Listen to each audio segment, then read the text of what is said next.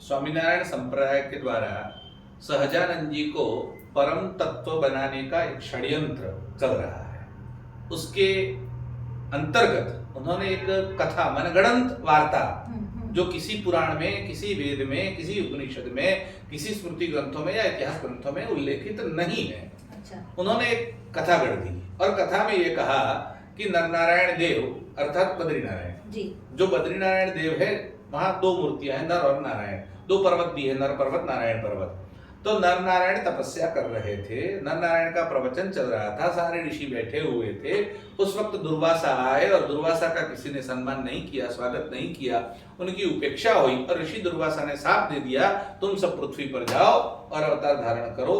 और दुर्वासा के शाप से वो सहजानंद बनकर आ गए। ये मनगढ़ंत कथा, जिसका कपोल कल्पित, केवल कोरी कल्पना, न किसी पुराण में ये कथा नहीं आई है और इसको मनगढ़ंत रूप से गठित कर दिया गया। फिर नारायण देव वहां जाने के लिए उद्यत हुए। अब वो वहां बैठे थे, फिर वहां शतानंद नाम का एक ब्राह्मण आया और शतानंद ब्राह्मण ने नरनारायण देव की उपासना की। नरनारायण देव ने उनको, नारायण ने कहा कि क्या चाहिए? बोले मैंने, मुझे आपका सानिध्य चाहिए, मुझे आपके सानिध्य में रखो। उन्होंने कहा कि पृथ्वी पर मैंने अवतार धारण किया है और सहजानंद नाम से मैं विचरण कर रहा हूं, तुम यहां से गुजरात में जाओ और मेरे साथ रहोगे वहां पर और तुम मेरा जो जीवन चरित्र है वो लिखोगे। ऐसा करके उनको वहां भेज दिया और शतानंद यहाँ आ गया।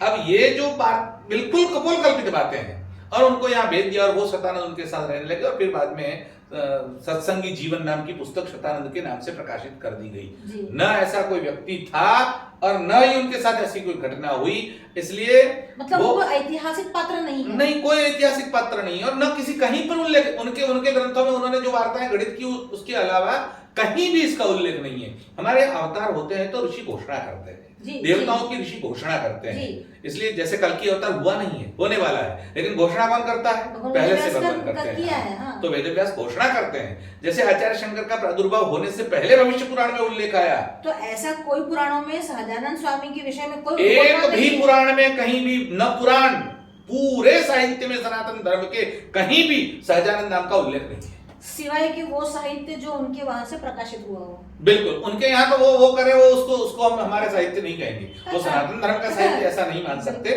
वो सांप्रदायिक साहित्य है। मतलब सांप्रदायिक जड़ लोग होते हैं, वो अपने आप को फॉलो करते हैं। आप कुछ भी मानो, अपने गुरु को लोग भगवान मानते हैं, वो बात अलग है।